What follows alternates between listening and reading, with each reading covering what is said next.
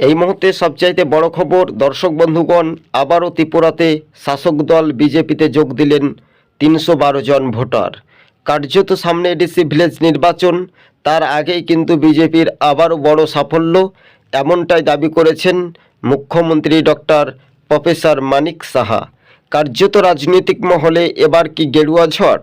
কার্যত জনজাতি ভোটাররা কোন দিকে রায় দেয়, শেষ পর্ব পর্যন্ত দেখতে থাকুন।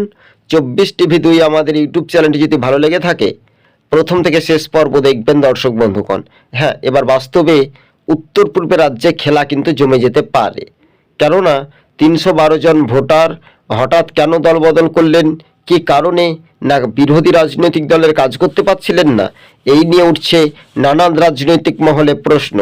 ফের বিজেপিতে যোগ দেওয়ার পর একেবারে গেরুয়া ঝড় ত্রিপুরাতে, বর্তমানেও বিজেপিরই সরকার। তাই এডিসি ভিলেজের